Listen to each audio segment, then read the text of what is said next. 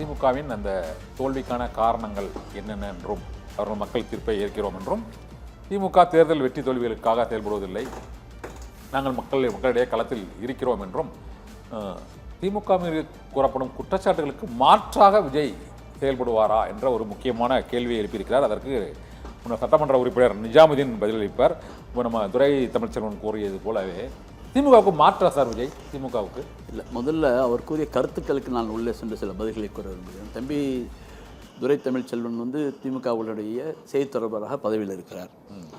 அவர் திராவிட முன்னேற்ற கழக ஆட்சி வர வேண்டும் என்று விரும்பியவர்.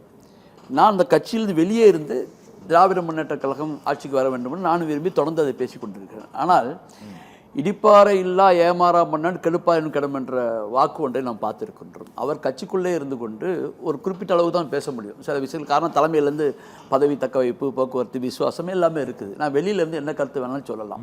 அதில் நீ கேட்ட கேள்வி, தலைவர்களை அணுக முடியவில்லை திமுகவில் என்ற ஒரு குற்றச்சாட்டை நீங்கள் வைக்கும்பொழுது அவர் சொன்னார், விஜயை அணுக முடியுமா என்று. விஜயையும் திமுக தலைவர்கள் ஒன்றாக கற்பிப்பதே முதல் தவறான பார்வை. என்ன சொன்னால், நான் கலைஞர்லேருந்து ஆரம்பித்து அந்த முதலமைச்சரை கண்டு அரசியல் பண்ணவன். கலைஞரை அவர்களை சிறு பிள்ளை கூட அணுக முடியும். அந்த காலகட்டத்தில் ஜெயலலிதாவை யாருமே அணுக முடியாது. இப்போ ஸ்டாலின் அணுக முடியாது. இல்லை, அதுக்கு தான் வர்றேன். அவரை சொன்னார். ஆனால் இப்போ நீங்கள் ஸ்டாலின் அணுக முடியுமா, தலைமை அனுபவமா, மாவட்ட செயலர் கூட அணுக முடியலன்னு சொல்லும்போது விஜய் அணுக முடியுமா என்று கேட்டு அப்படி சமரசம் செய்து விட்டார். அதுக்கு நான் செய்யலையே, யார் வேணா எளிதா எதிர்கொள்ளலாம்ன்றதான் சொன்னேன். எதிர்கொள்ள முடியாது. குற்றச்சாட்டை உள்வாங்கினேன். குற்றச்சாட்டை உள்வாங்கிட்டு என்ன சொன்னா, அதுக்கு மாற்றா அந்த குற்றச்சாட்டு ஒருத்தர் அலைபேசியில சொல்லியிருக்கிறாரு. அதை அப்படியே எடுத்துக்கிட்டோம்னாலும் கூட அதுக்கு மாற்றா மக்கள் வாக்களித்திருப்பாங்கன்னு நான் எடுத்துக்கிறேன். உண்மை இல்லை, அதை தாண்டி ஒரு திரைப்பிம்பம் வேலை செஞ்சிருக்கின்றதான் நான் சொல்றேன். இப்ப கலைஞரை பொறுத்தவரை எல்லோருமே அணுகக்கூடிய ஒரு தலைவராக இருந்தார். இன்னும் சொல்ல போனால் ஆளுங்கட்சிக்காரர்களை விட எதிர்கட்சிக்காரர்கள் இலகுவாக அணுக முடியும். சாதாரண ஒரு கவுன்சில் கூட போனால் சாயந்தரம் பார்த்தா ஒரு 4 மணி நேரம் 5 மணி நேரம் அறிவாலயத்திலே உட்காந்து திறந்தே இருக்கும், எல்லாம் போய் பார்த்துட்டே வருவாங்க அந்த நிலை. ஆனால் இப்போதுள்ள தலைவர்கள், மாவட்ட தலைவர்கள் தலைமை வரை ஜெயலலிதாவுடைய பிம்பமாக யாரும் அணுக முடியாத அளவிற்கு பிஏ வச்சு சந்தித்து செல்ல வேண்டும் என்ற ஒரு நிலையை எடுத்தார்கள். இவர்கள் திமுகவை பொறுத்தவரை திமுகவாக இருக்க வேண்டும், மக்களை சந்திக்கக்கூடிய கட்சியாக இருக்க வேண்டுமே தவிர இன்னொரு தலைவர் எடுத்த பாலிசியை பின்பற்றக்கூடாது. அவர் ஒரு என்ன சொல்வது, நடிகர், அவருக்கான மாபு ரொம்ப கூட. அப்படி இல்லாமல் நீங்கள் மக்கள் தலைவராக இருந்தால் இந்த நிலை ஏற்பட்டிருக்குமா என்பதை பார்க்க வேண்டும். கட்சிக்காரர்கள், பதவி உள்ளவர்கள் வீட்டில் திமுக சென்று கட்சி கட்டுக்கோப்பு குலையாமல் கட்சியிலிருந்து யாரும் வெளியே செல்லாமல் பார்த்து கொண்டார்கள்.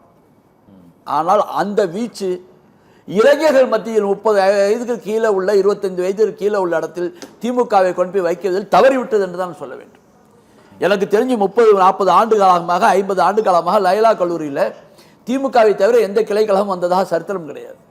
லைலா கல்லூரியில் திமுக கழகத்தை தவிர எந்த காங்கிரஸ் கூட வந்ததில் அண்ணா திமுக ஆளுங்கட்சி எத்தனை தரம் வந்திருக்கு, ஒரு கிளைக்கழகத்தை பார்க்க முடியாது.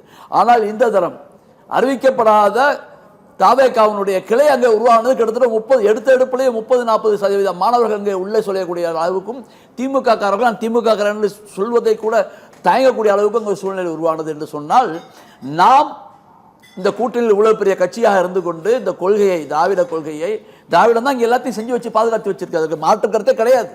தெளிவு. இன்னைக்கு ஒரு மக்கள் முன்னேறி இருக்கிறான். இந்த பையன் தாவேகால ஒரு பையன் கூட இடஒதுக்கீடு பெற்று ஒரு படிப்பை படித்திருக்கான்னு சொன்னால் திராவிடம் கொடுத்தது. ஆனால் அதை நாம் புதிய வரவான மக்களிடம் கொண்டு போய் சேர்க்க தவறிவிட்டோம். அடுத்த ஜெனரேஷன்ல நம்ம கட்சிக்கு ஆள் இருக்குதா என்பதை நாம் கவனிக்க தர உயர்வு. என்னைக்கு அந்த குற்றச்சாட்டை நாம் ஒத்துக்கொள்கிறோமோ அப்போதான் வெற்றி அடையும். என்னை பொறுத்தவரை இந்த தேர்தலில் இறங்கின பிறகு அதிமுக தக்க வைத்துக் கொண்டது, திமுக தவறிவிட்டது என்று சொல்ல தொடங்கியது. அதுக்கு நான் அந்த கட்சிக்கு சப்போர்ட் பண்ணியிருக்கிறேன். அப்ப எனக்கு துடிக்குது. அது நான் இல்லைன்னு சொல்ல முடியாது. அவர் சொல்ல முடியாமல் இருக்கலாம், அவர் மனசுல இருக்கும், இல்லாம இருக்காது.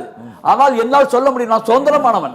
நான் தெளிவாக சொல்கிறேன், இதையெல்லாம் மாற்றம் கொண்டு வந்தால் மீண்டும் மாற்றம் வரும். தோல்வியை தாங்கக்கூடிய கட்சி தான். 1 எம்எல்ஏ 2 எம்எல்ஏ ஜெயிச்ச காலம் உண்டு, இல்லை என்று சொல்லவில்லை. அந்த காலம் எதிரி யார்?